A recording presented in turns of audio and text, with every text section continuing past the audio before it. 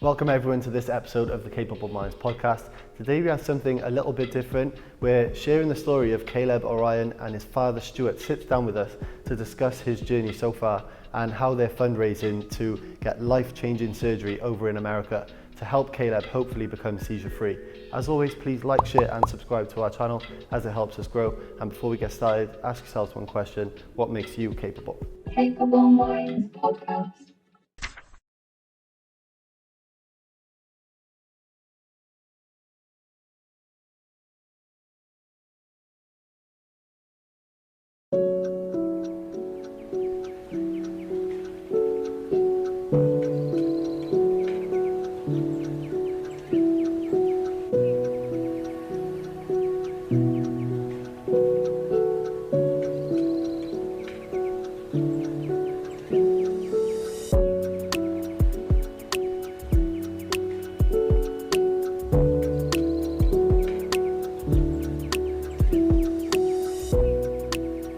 Alright, Stu, thank you so much for coming in and speaking to us and sharing your family's story.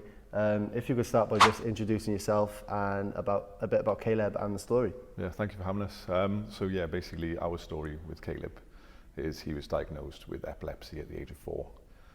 He was having upwards of 60 seizures per day, and they couldn't stop them. No matter what we tried different medications, we tried different treatments, different diets to try and help with the epilepsy.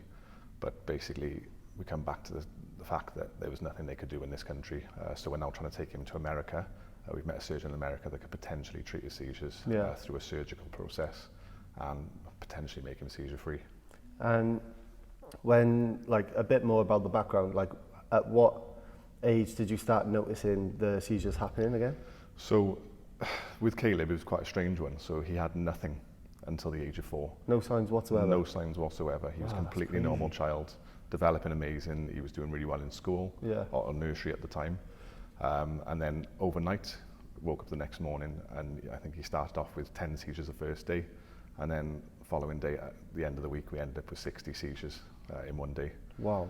So it was just overnight, effectively. Just out of nowhere? Just out of nowhere. So on the first day, what was going through your mind as parents, you know? So yeah, it's quite strange. So my partner was in work. So obviously she wasn't aware of what was going on. I woke up, he started seizing on the sofa, and to me, he was unwell at the time. So obviously we just presumed it was because he was unwell. So I thought it was just like a febrile seizure, which means that he was overheating. Okay. So I thought I'll just take him to the doctors, see what's going on, and they can advise me from there. So on the way to the doctors, we stopped off at McDonald's because he was feeling quite all right after a seizure. So I thought I'll treat him. He's had a rough morning, so I took him into McDonald's, and as we were in the drive-through, he started seizing again in the back of the car. So again, started to panic now because obviously this is seizure number 2, and he's had nothing prior to this. So I jumped out, obviously put him in a recovery position, just made sure he was okay.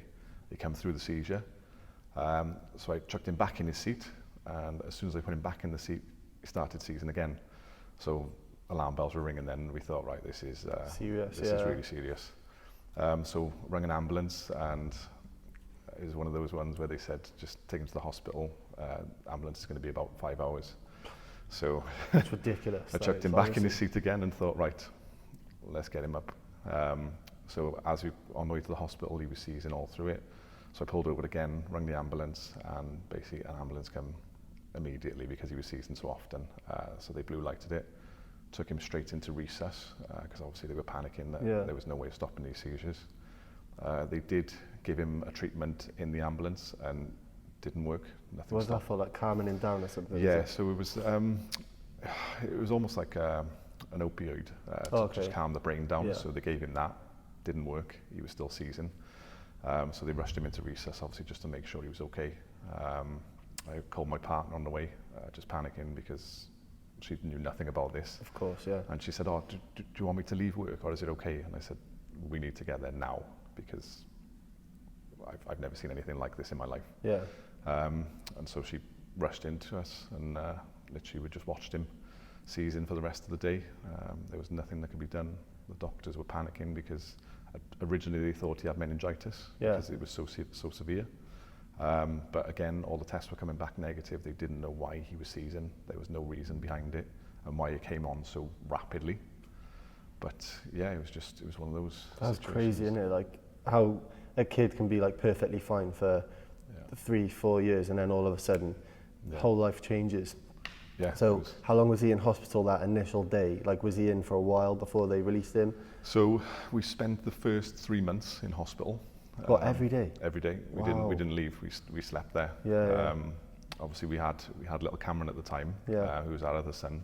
He's 4 years old now, but at the time he was literally, I think he was 4 or 5 months old. Yeah. So we had to leave him at home with our grandparents, and we literally slept in the hospital for the first 3 months with him, because obviously he was so severe that it was touch and go every time, because they couldn't stop his seizures no matter what. He was going blue, he was choking, there was so many different things that we were watching. It was horrendous to see. But yeah, he's literally, after the 3 months then, we were discharged because we managed to get a bit of control.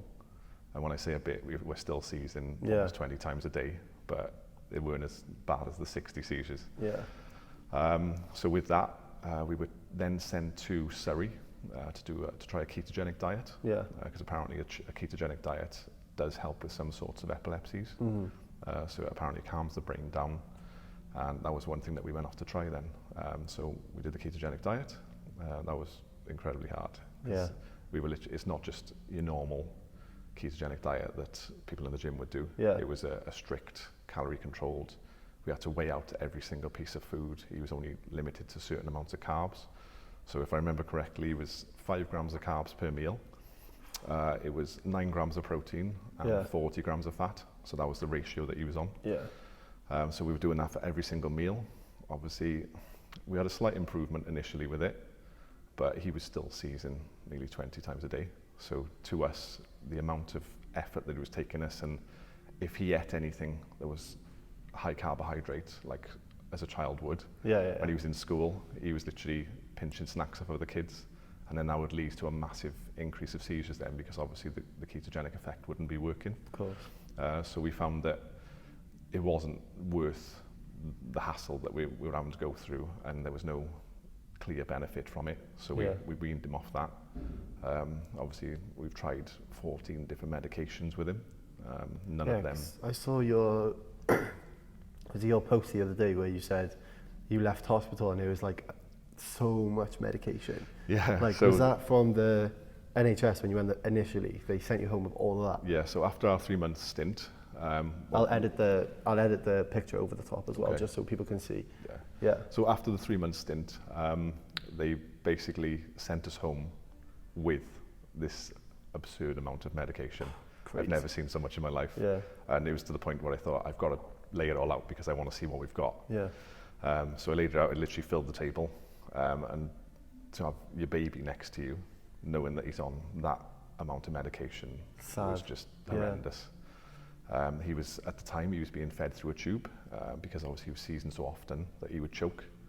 So any type of food that he was eating, anything solid, he would seize, choke on it, and then we'd have to try and like get it out of him. And because you can't really. Did he find it hard, like taking food in? Yeah. Because obviously, if he's choking or seizing, and then was he being sick as well? Some of the seizures were causing sickness, not very often to be honest, right. but it was mainly the choking. Because obviously, anytime he ate food, he would seize on average every half hour. So we were trying to like juggle feeding him. That's horrible. And stopping him from choking at the same time. And the most difficult part we found was getting the medication into him. It wasn't working, so we were very reluctant to keep adding more meds, but we were told that it could potentially help, so we were trying every med that we could, and that's why we ended up trying 14 different meds. But obviously trying to get a 4-year-old to take a medication which was disgusting. Yeah. When you taste it, it was absolutely vile. So we ended up trying pill form, and obviously, again, trying to get a 4-year-old to take a pill. He's not grasping the concept of it. So he would spit them out. He'd only have half the medication. If it was liquid, he would spit it out. And we were like, right, you haven't had enough now, so we can't double dose him because obviously that could lead to an overdose. So it was so difficult. And obviously, if he didn't get the full dose of the medication, he would then have withdrawal seizures. So it was just like a lose-lose for us, basically. So that was why we ended up doing intubation, so that's why he was being fed through a tube, because Yeah, we yeah, could yeah. put the medication into the tube. Oh yeah. So we could put the medication and make sure he had exactly the He right wouldn't amount. have to taste it then either, would he? No, he wouldn't taste it, he wouldn't do it. Obviously he could still eat in the meantime with some help from us to make Yeah. sure he didn't choke. But yeah, most of it he was being fed through a tube, he had his medication through a tube. So it was to go from a completely normal child to the following day, he's being tube fed. That's And crazy. yeah, Bless him. It was How unreal. was that? How was that affecting your guys, like day-to-day life as a family? Like, were you still able to go and work full time, or like how did it work with your guys? Yeah, so initially, obviously, I had to go on sick. Yeah. My partner's got her own business where she's got a hair salon, and obviously being self-employed, she didn't want to be off work because course, yeah. there was no money coming in. Mm-hmm. So luckily, my job was really good to us, and I was on the sick for a year, full pay. Just obviously while we got everything under control, or tried to anyway. That's so good. Yeah, That's so good they were from them. amazing. Fair play. They were amazing for us. So they helped us out. Obviously, there was lots of different charities that were getting involved as well to try and help us out financially. Mm-hmm. So we did that. Obviously, my partner then was trying to work in the meantime. So after the first 3 months in hospital, she went back to work and was just doing part-time hours just to get a few clients done. So she was doing that.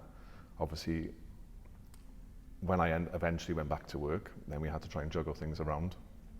So we were literally, I would work part-time, my partner would work part-time, and we would both try and make up a full-time job in the meantime. Yeah. The one thing obviously to explain is, with Caleb, because he was seizing so often, one of us would have to stay with him during the night, Ah, I see. in Yeah. case he would seize Yeah. and potentially choke, and obviously wouldn't survive the night. So yeah, basically what we would do is I would stay up all night and watch him, and then my partner would take over in the morning while I slept. Yeah. So it was a bit of a difficult one now, trying to juggle everything. Yeah, fair play to you, man. Honestly, that must be so difficult to manage. But obviously, you're here now. Caleb's still here with us as well. So you've done an incredible job. So I think you should be proud of the journey that you've been on so far.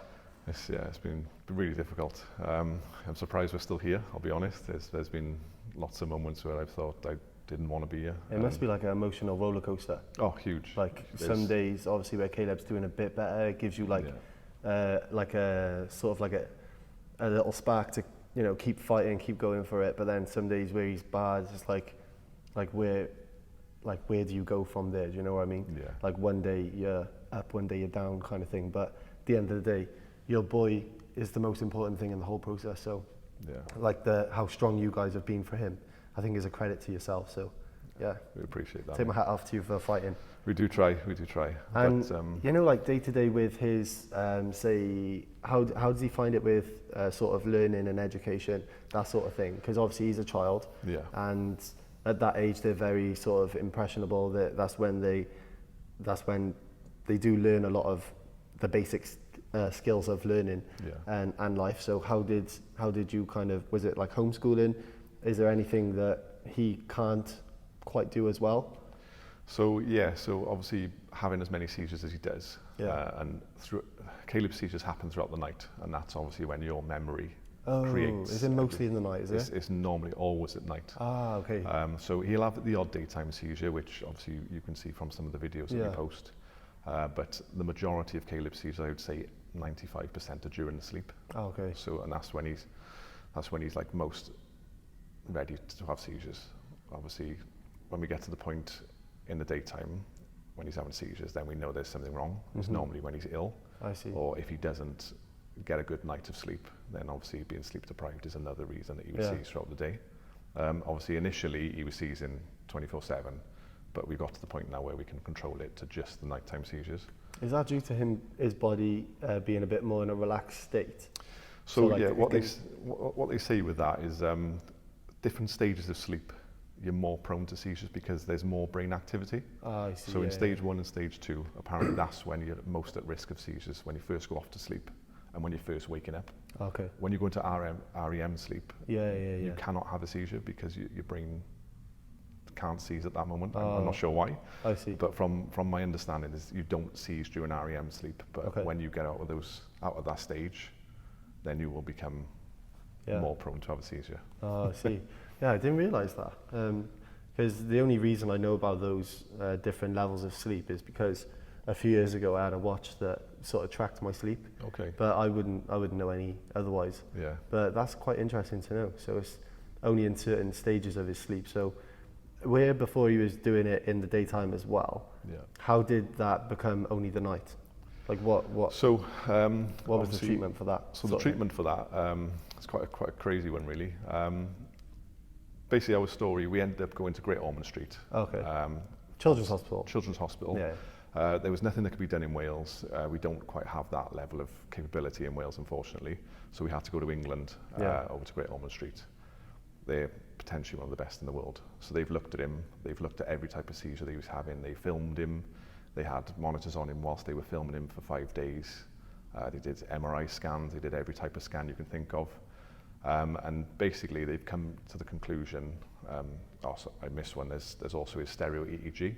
So basically what they do with that is they insert probes directly into the brain. Oh yeah. So they drill holes out, put the probes directly into the brain, they can monitor the activity from internally then. That's so clever. So they did that, and basically the conclusion they come back with was that his epilepsy is all over his brain and there's nothing that can be done for him, which we were just like, okay, well, where do we go now? Yeah.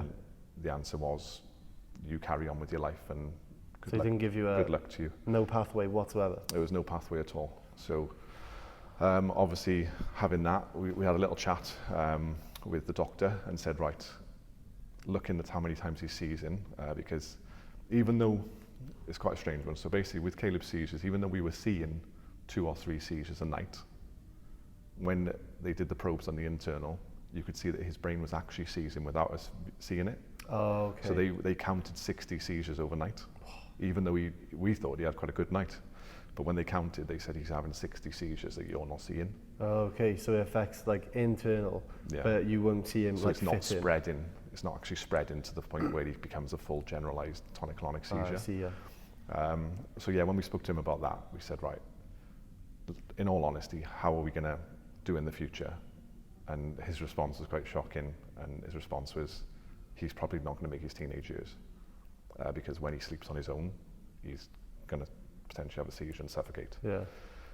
So obviously that was something you never want to hear as a Yeah, parent, to hear 100%. that your son is potentially not going to live past the age of 12. So obviously took it all in. We had a couple of days where we were thinking, well, almost suicidal really. Did they give you any support, mind? There was no support. After telling you that shocking statement, so he's not going to live past 12, there was no support afterwards? The most surreal moment was basically, he told us that, got up and walked out of the room. Oh my God, And we were that's just disgusting. both sat there distraught thinking... I'm actually annoyed, like that, Yeah. that annoys me. Yeah. And obviously it's your guy's story. Yeah. That's disgusting. Yeah, I think. we couldn't believe it. We couldn't believe that there was just no compassion. There was no, we're sorry that there's nothing that can be done. It was No just empathy literally, at all. good luck to you. You can, in their words directly, it was, you can go back to Wales now. Oh, And we were like, that's disgusting. for what? We're not going to have a life anymore because this is it.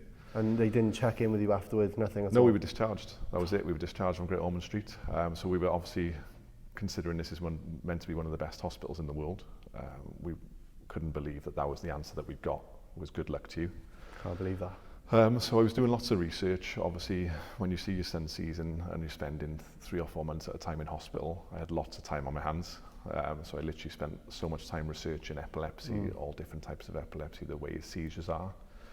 And there was something niggling at me that his seizures didn't seem generalised, which is what Great Ormond Street and Cardiff were saying.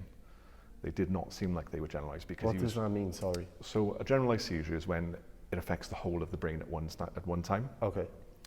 So basically you'd see somebody, when you see a generalised tonic-clonic where they're shaking on the floor, Yeah. that's normally a generalised seizure. Okay. What I was seeing was there was lots of moments where Caleb's just his right arm would just twitch, Oh yeah. and then his right leg would just twitch. Yeah. So in my opinion, that was telling me that that's not a generalised seizure because it's starting in one area. And there was lots of different things, like his mouth would twitch off to the side. So again, it's only starting in certain areas. So we were thinking, there's more to this. There's no way that it can be generalised. I believe it's starting in one area and spreading. Yeah. So I believe it's just a partial, which is something that can be treated by other methods like surgeries. Obviously, in this country, they have to follow a set protocol under the guidelines, and that's what they've done. But they can't then take it to the next step of surgery. Just outside of their sort of...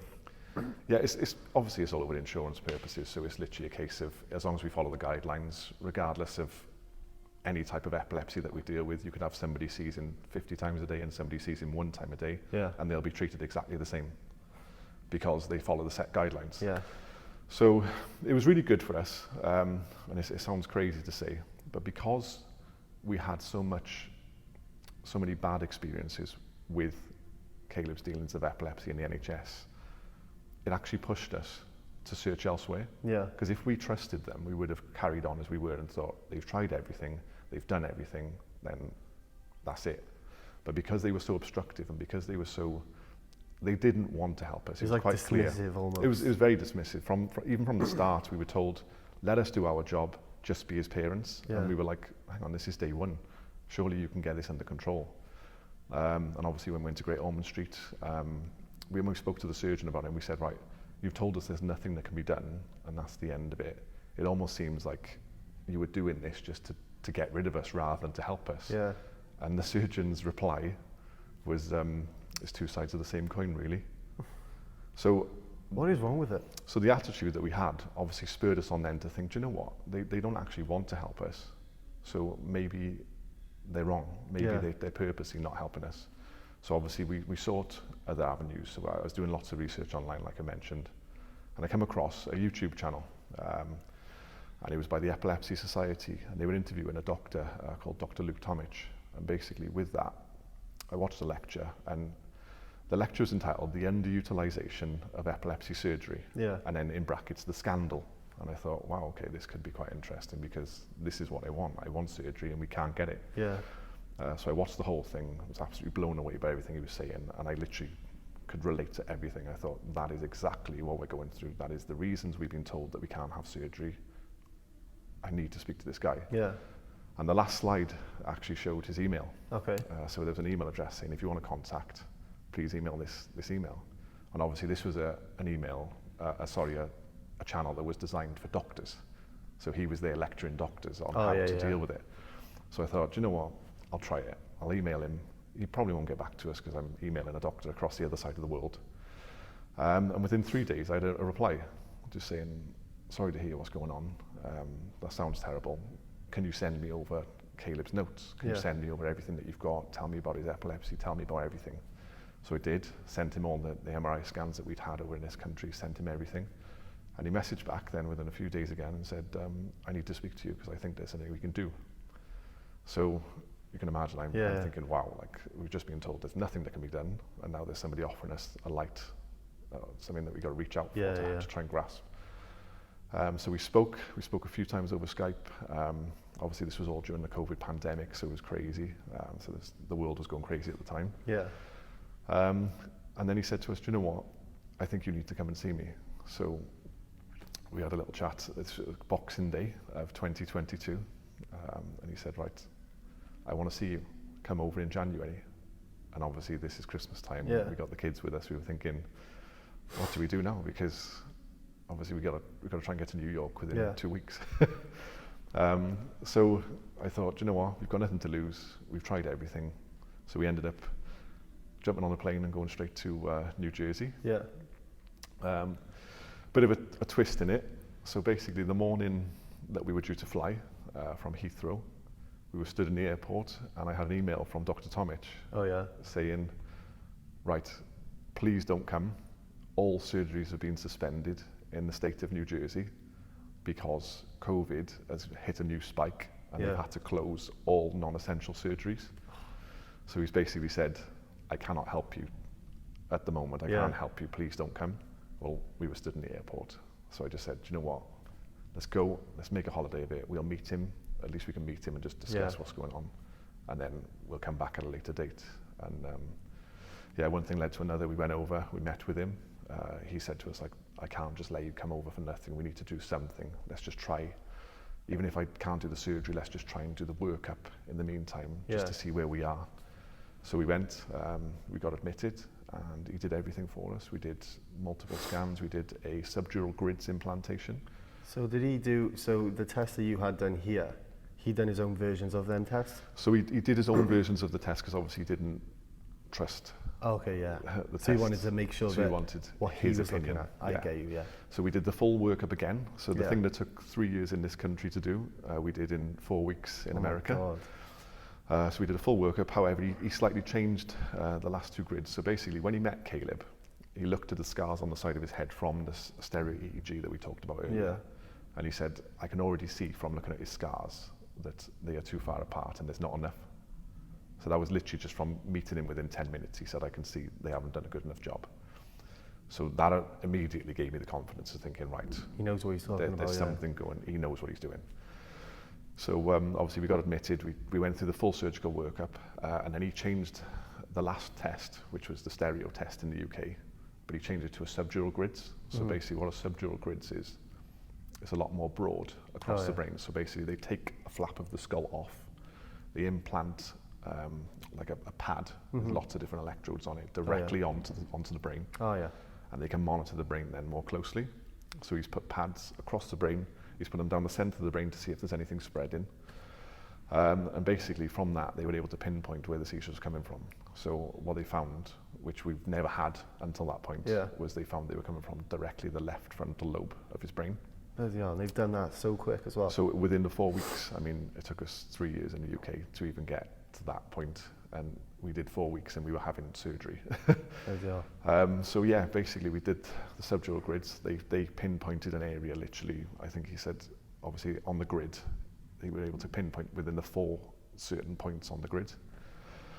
So we did that, and they suggested that there's potentially opportunity for a resection, which is where they cut out the part of the brain causing the seizures. Yeah. So we were quite excited about that. We thought, right, this is it. We've done it. We found it. They've done it for us. This is just amazing.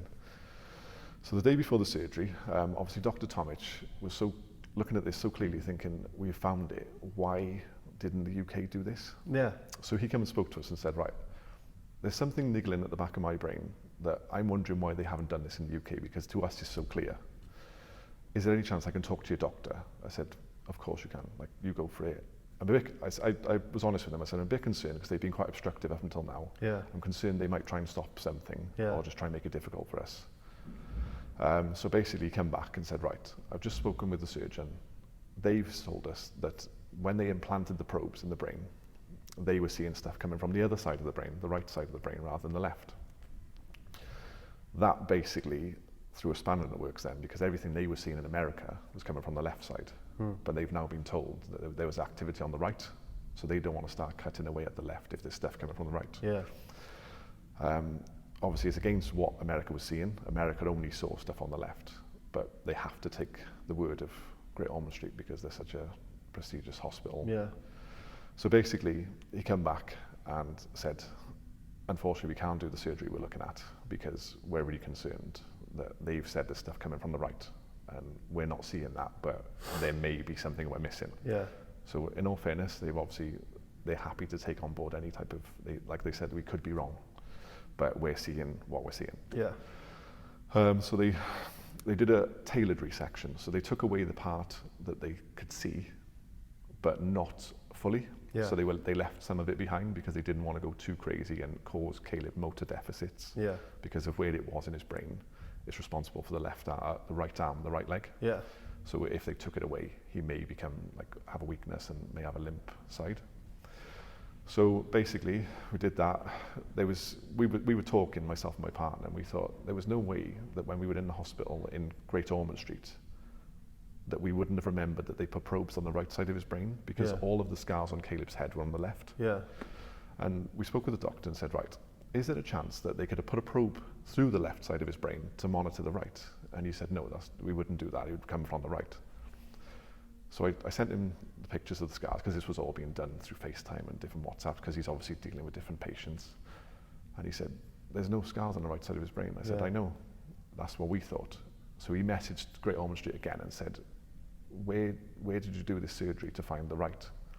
And then they messaged back saying, oh, we're sorry, we misspoke. We didn't put any probes on the right. God. So we were then sat there thinking, hang on, we have just literally had to completely change the surgery that could have made him seizure free because of misinformation coming from Great Ormond Street.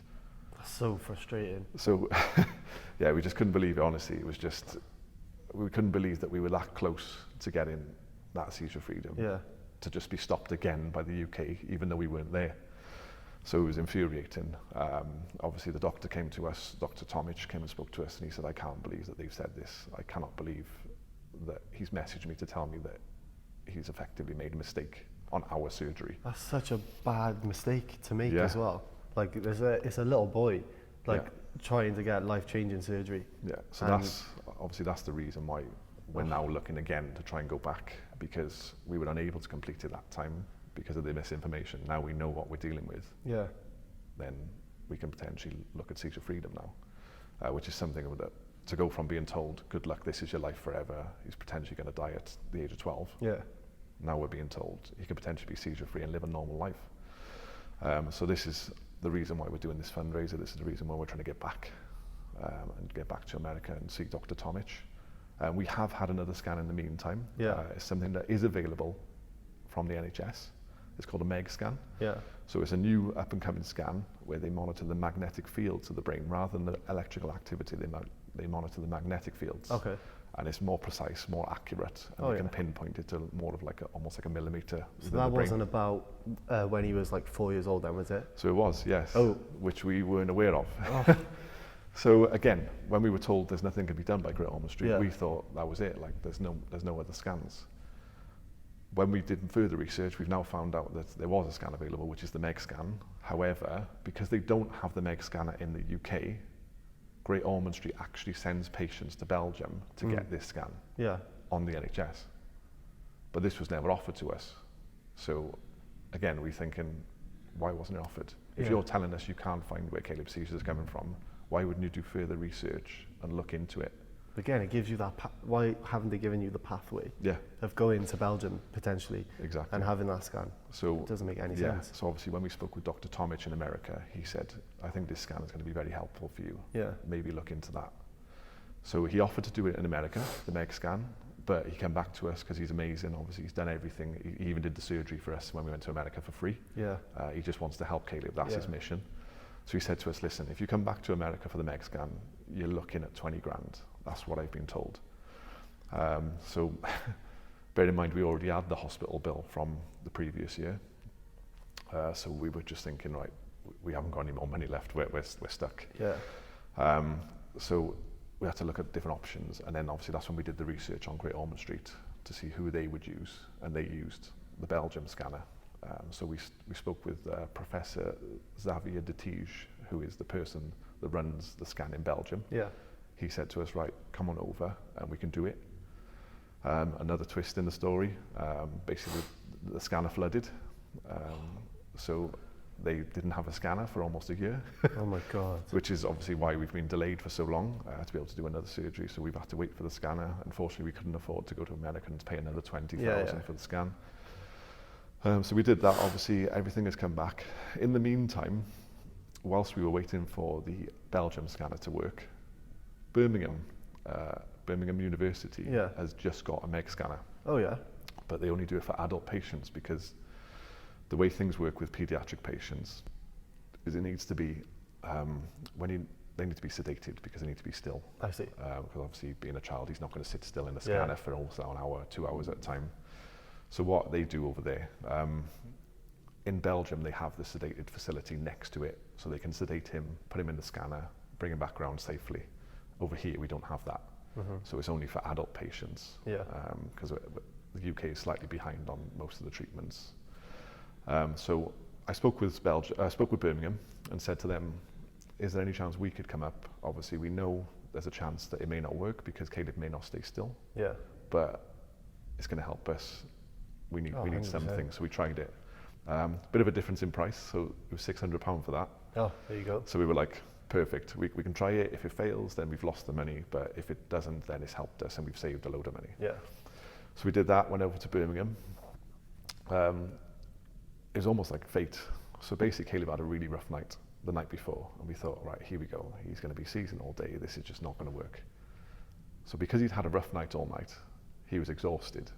So we went into the scanner the next day in Birmingham, and he fell asleep. Huh? And we were like, Bless him. this is perfect. Yeah. He's literally staying still, amazing.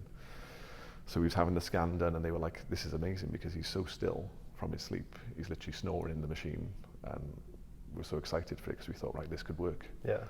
Within about half hour, obviously, Caleb seizes during sleep. He went into a seizure. So where he's meant to be perfectly still, he's now seizing in the machine. So we were thinking, right, that's it. That's it over. We're not going to get anything. But luckily, when we were speaking with the technicians, they said, it's fine because we've caught quite a lot already. Yeah. We might be able to still use this. And yeah, obviously, we had it done. We had to wait for the results. That took almost 17 weeks. 17 weeks of results. Obviously, it's quite a big technical scan. You've got to go through everything. And yeah, it came back that basically they found it exactly where they thought it was. And the same as Thomas? It's in the same location, but it's underneath. Obviously, because they couldn't do the full resection, it's underneath. Okay. So that's what we're looking at. It's like doubled down on Tomich's findings. It's doubled down on exactly what they found. So you know it's not a generalised epilepsy. Oh, it is in an area. That's such good news, though. So yeah, so what he said now is, okay, let's get you back over. Yeah. Let's look at it. Obviously, he still wants to do another test just to confirm 100% it is in that area. So we've got to do another stereo EEG, which is what we did before. Yeah.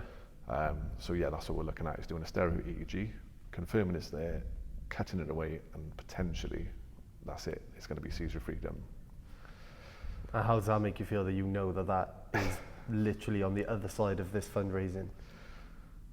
It's unreal. Yeah. It makes it more stressful, obviously, because change your whole life. It could change our lives. We could have our life back. Yeah. My little one, Cameron, he could have his brother back. Like you can see, he looks every day, and when he sees Caleb's having a bad day, he doesn't want to see it. You can see he almost takes himself away from the situation and just tries to play on his own because he knows, I don't want to see this. So yeah, we could have everything back. We could have our son back. We could have Caleb back. Obviously, he's still a little behind with his schooling and things like that because he's missed quite a lot.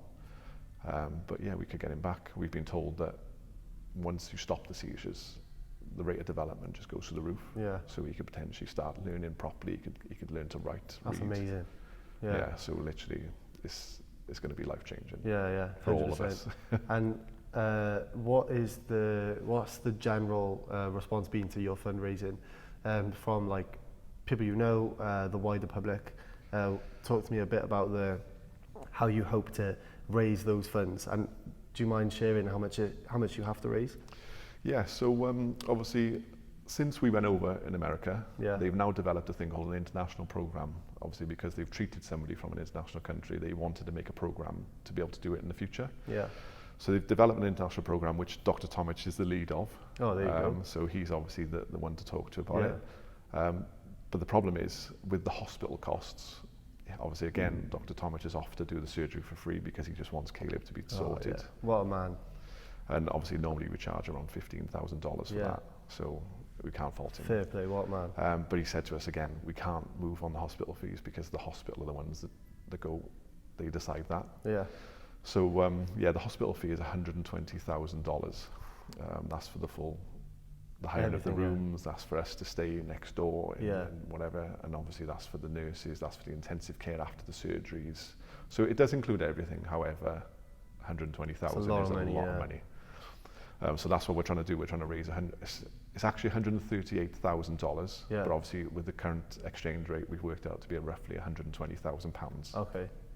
So that's why we're trying to raise $120,000 at the moment. Obviously, we started the fundraiser at the beginning of November. Within a week, I think we did 10,000, which we just weren't expecting. We couldn't believe it. Obviously, that was just from sharing from our friends and family. They were sharing to wider audiences. Then we set up an Instagram account, which I'm no good with Instagram. I'll give it a go. I see a lot of people sharing it though. I got to do it for Caleb. We set up a TikTok. We've set up a Facebook page for him as well, and obviously we got the GoFundMe going as well.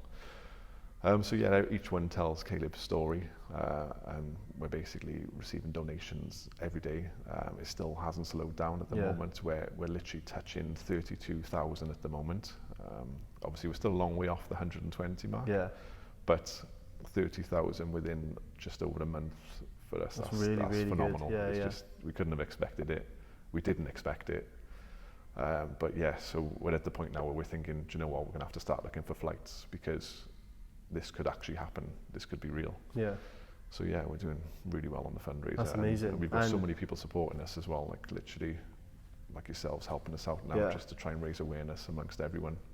That's literally why I wanted to get you on so much, because I wanted to help you guys get a bit more awareness and a bit more eyes and ears on Caleb's journey as a whole. Because I always say, like, even if like 20 people watch it and donate a little bit, it helps then, doesn't it? Even well, it's like you said before, it's just reaching the right people. Yeah. If you reach the right person, you could reach somebody with an abundance of money that could think, do you know what, I could sort this. I could do this in one donation. I could give them a donation and that's it.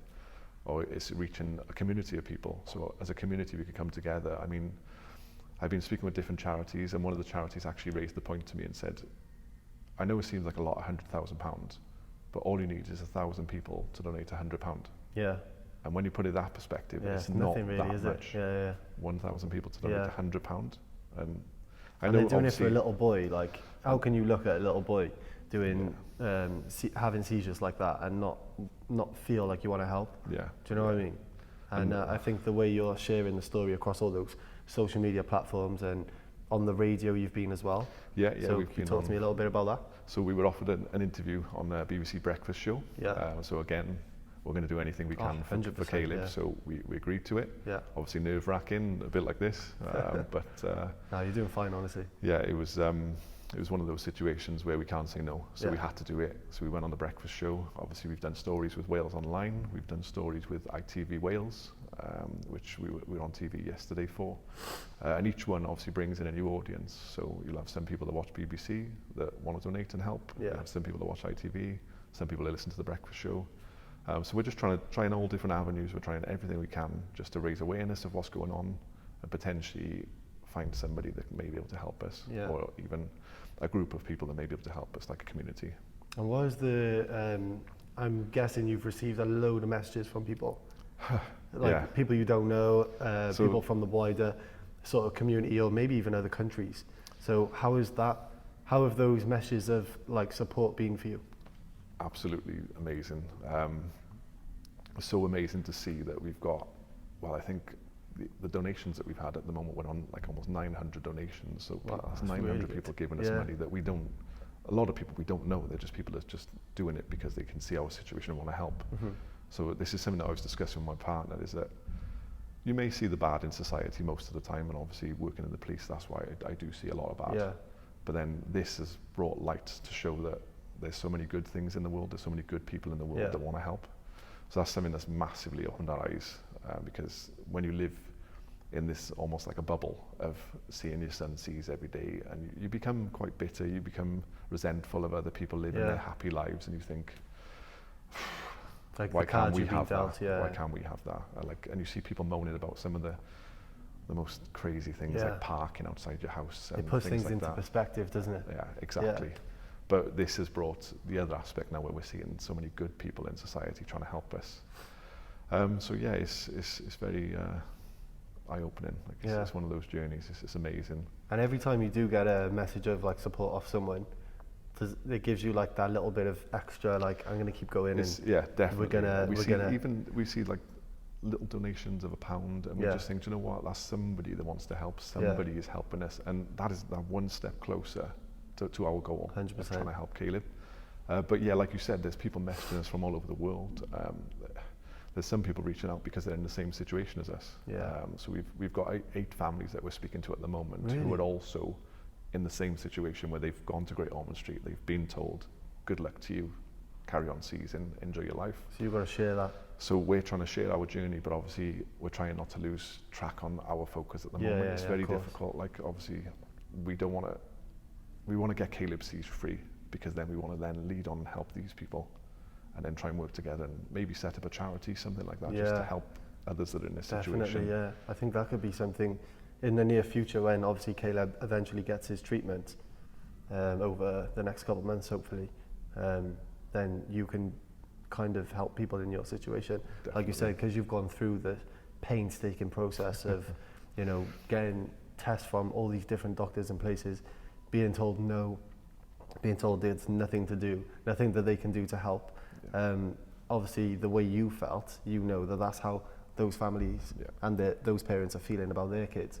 So any natural human being wouldn't want that to be in someone else's life. No. So if you're finding out this real helpful information and you get to the bottom of what the seizures are coming from, I think it's amazing that you can help other families in that sort of field.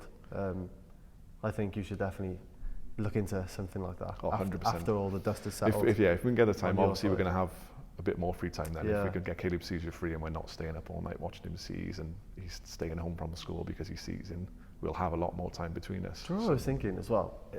Rather than maybe not a charity, but on your, on your Instagram and your TikTok and whatever other channels you use, you can link in the bio to a blog page. Okay. Maybe not something that you want to spend time doing now, but I know you can create a blog where you can detail the journey and sort of how you are doing with me now, but write it out. So then if people do come to your page and they're having the same issues, you can in the bio you can say read our blog or whatever, and then they can click on there and they can read through it. See how to do. And even that might help them. Almost like a step-by-step guide of how to do what we've done. Exactly, yeah. So instead of setting up a whole charity, which I'm sure you'll do eventually, but in the meantime, if you did want to help people a little bit more, you could just jot down in a journal form, on a blog, and then people can literally just get directed to that, and then they can read what you've gone through. Definitely. And maybe that'll help them even a little bit. That's it, yeah. It's just literally giving them that information. I mean, when I was in that position, you didn't have anything we had like that, nothing. Yeah. We were sat on the sofa just thinking, what do we do with our life now? How are we going to help our son? It's almost depressing really, because we were sat there thinking, nobody wants to help us. Nobody wants to help him. And then as you sat there thinking, this is the most horrendous situation we're in, then he'll start seizing next to you as well. So we're just how can it get any worse? How can we do this? And without being dramatic, there was times where we were both sat there thinking, we hope that God would take him, because we don't want to see him suffer like this anymore. He's there screaming, he's there in agony, in pain every time he sees him. He can't live a life like this. So you mentioned previously that you guys had suicidal thoughts. Yeah. Literally, it's one of those situations where your mental health just plays crazy games with you, and when you're not sleeping properly, when you're going through this amount of stress of just seeing that nobody in the UK was going to help us, none of these doctors, none of the best doctors in the world apparently wanted to help us, and we're fighting for nothing because we can't get anywhere. So there was times where I was definitely suicidal. My partner, again, she was having mental breakdowns. She did seek out from a counsellor. So obviously she was having help from there. But it's just one of those situations that there's nothing available from the NHS. I mean, when Caleb first was admitted and he was having 60 seizures a day, we had to get him christened because we thought he's going to die within a couple of weeks. That was horrendous, and we had nothing. There was no support there for us. There was nobody to come. The only support we had was from the pastor that christened him. She would come and see us and just say, "Do you want to talk?" And that was the only support and the counselling that we had. Yeah, it was crazy. Fair play, honestly, for coming out of such a difficult situation, and obviously being in that sort of deep hole mentally. It must be extremely hard to climb out of, especially when your little boy is, constantly seizing and the problem isn't slowing down. So in order for you and your partner to climb out of that hole and be above water again, sort of thing. I take my hat off to you for that. So well done for staying strong. We do try. It's to be honest, the gym played a massive part for me. Obviously, you just got that little break just to go out, clear your head.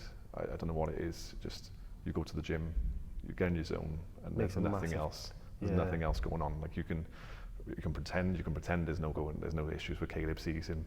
You just get your training done, focus on that. You feel better at the end of it, and that's the only thing that's kept me going. It's just coming in and training. Obviously, I get in my zone. It's amazing. It's amazing that you've managed to deal with it, and you're coming out of the other side. Hopefully, we're once the get there. surgery's over as well. Yeah, I'm excited for you as a family. Yeah. So this brings me on to the Defining Moment segment of the podcast.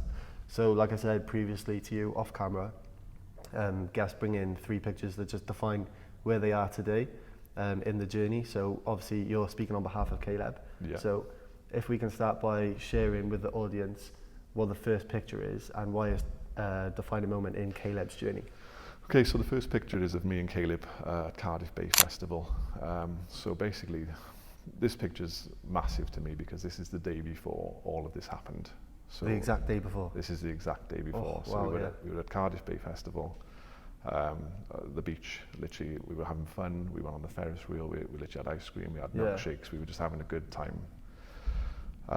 There was nothing in my mind that anything was going to go wrong. Obviously you don't think like that, you just think, of course, you enjoy your life, you just enjoy it as you are. And that was my last day with Caleb as a normal child. So that's why it's such a defining moment for us. Yeah.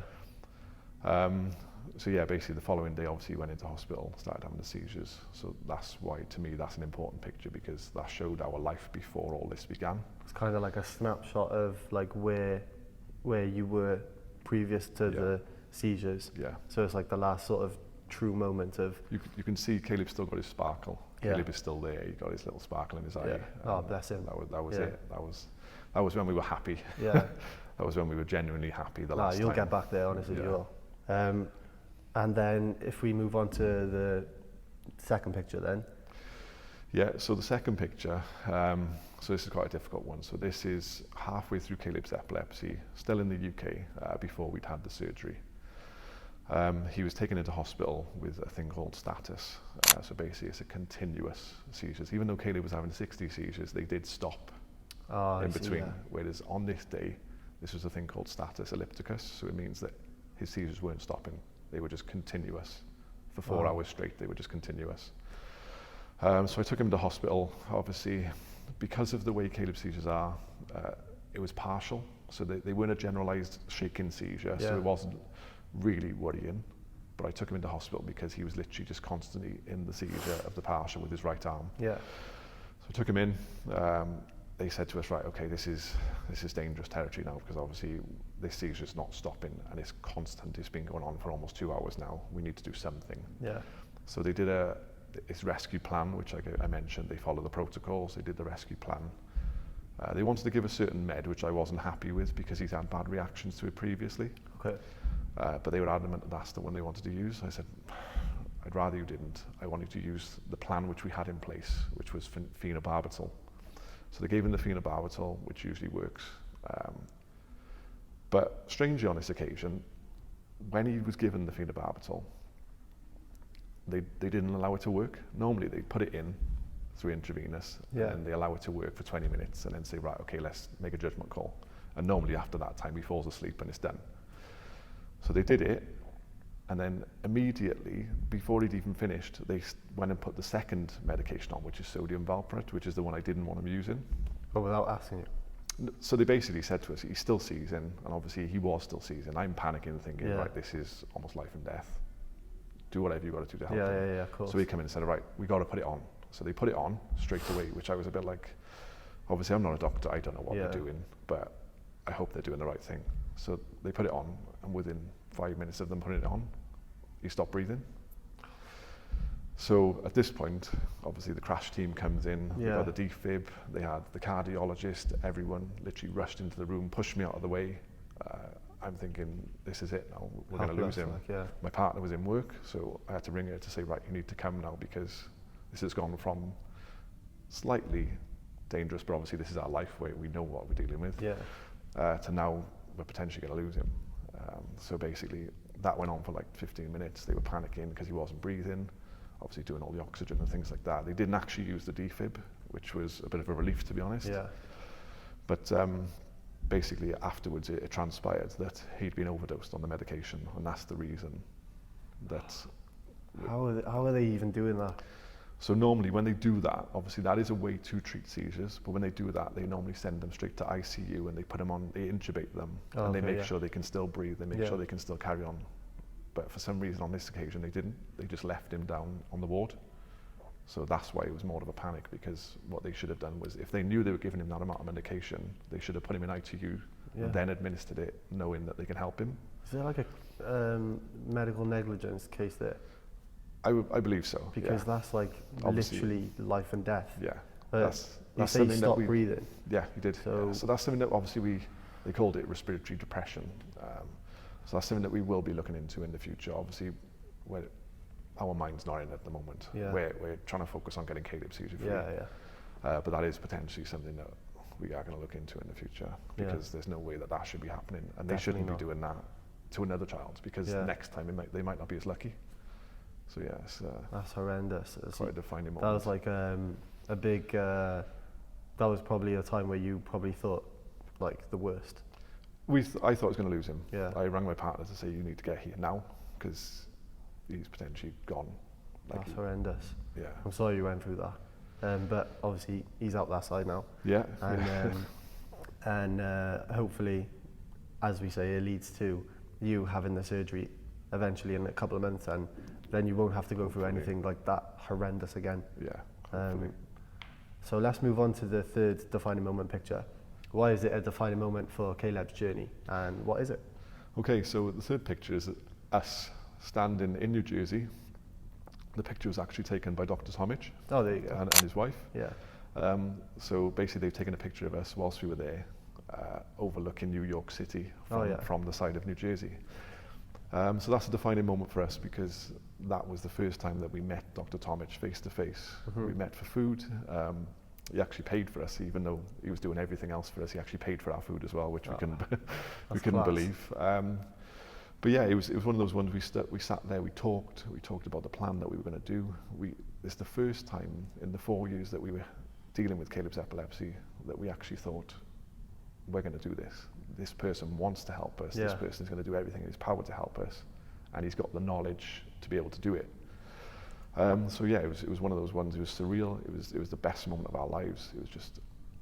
It was there. That was it. We've done it. Like, we've made it. Yeah. Obviously, next thing we're walking. We were off to New York. He wanted to take us around New York, and I looked in front, and Caleb was walking hand in hand with the surgeon. Oh, that's nice. And in this country, we can't even get an appointment with our surgeon because he was too busy.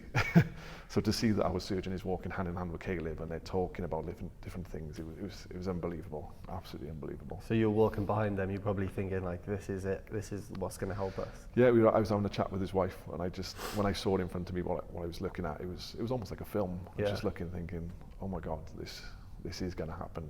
We're going to do this. But yeah, so that was the defining moment that we thought, we've got a chance. Caleb has got a chance, and us as a family have got a chance.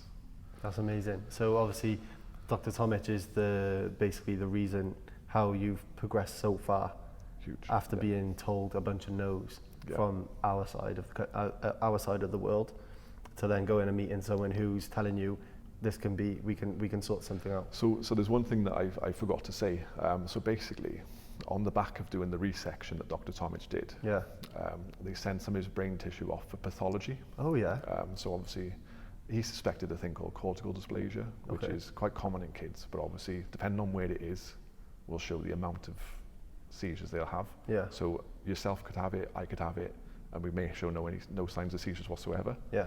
But obviously, with Caleb's, where it was or where it is why he's having so many seizures. So a couple of days after we returned home from America, he got in touch with us and said, right, the pathology has just come back.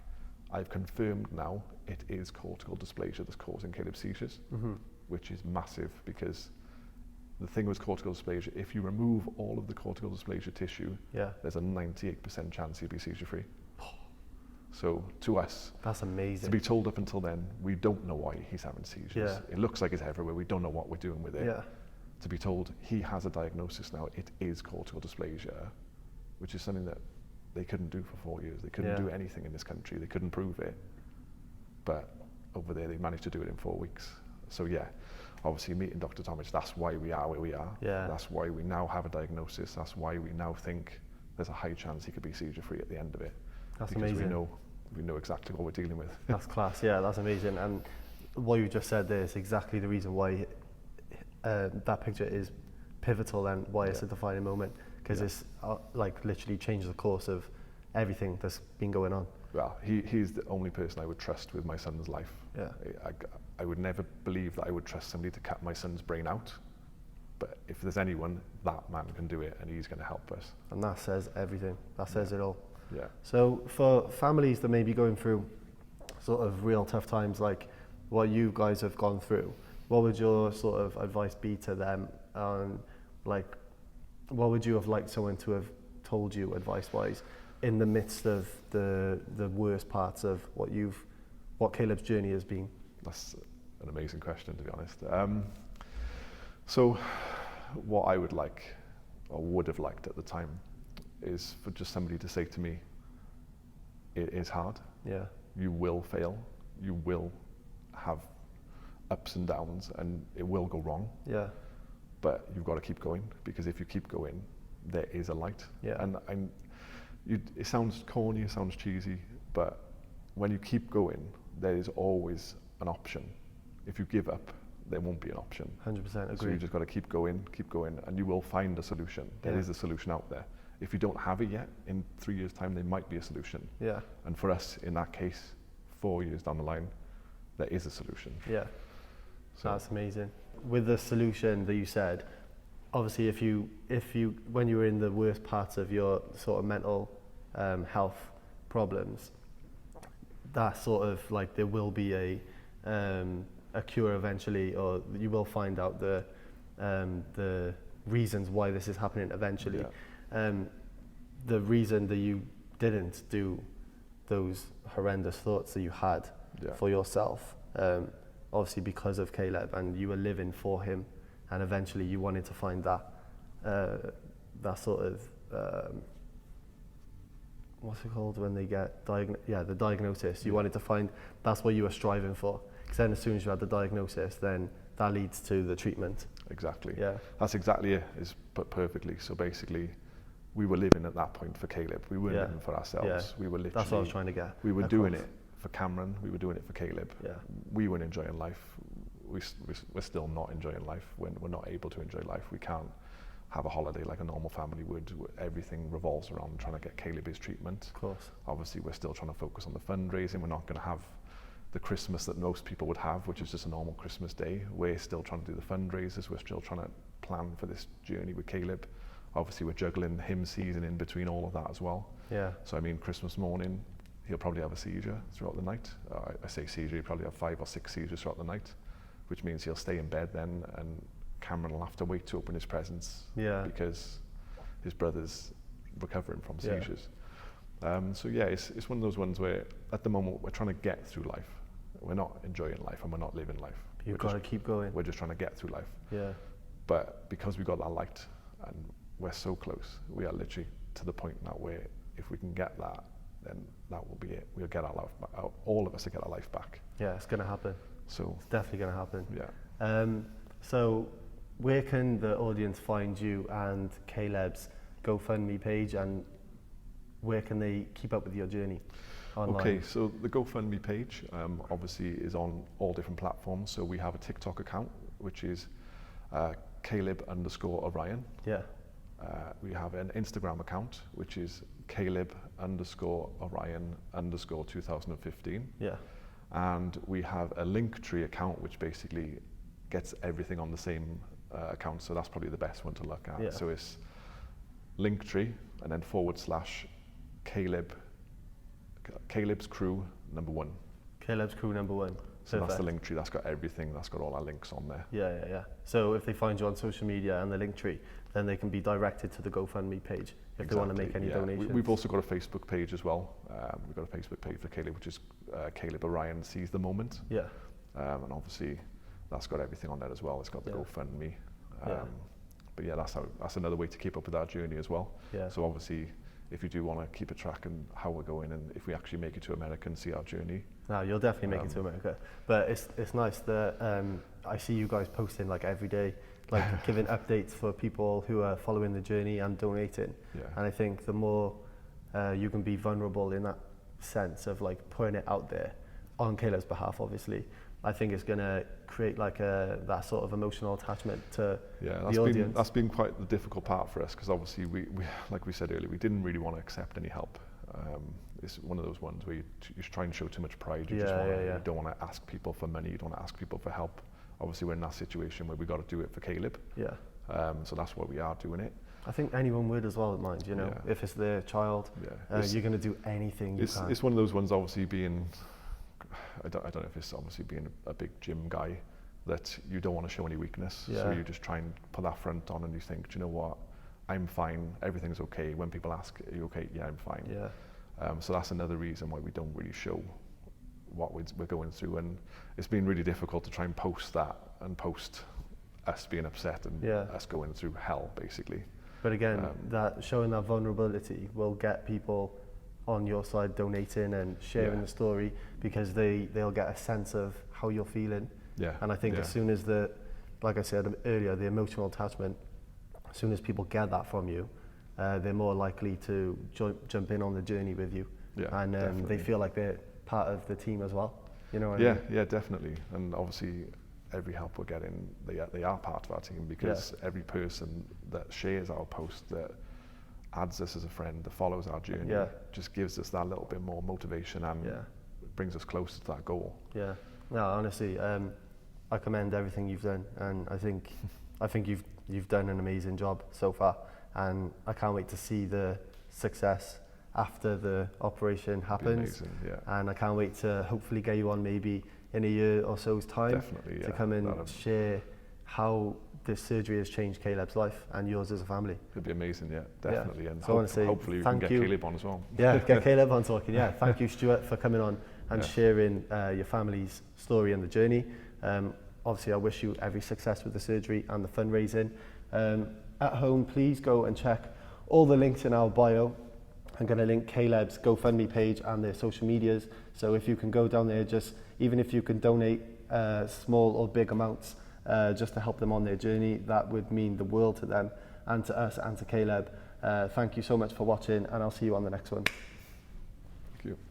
Capable Minds Podcast.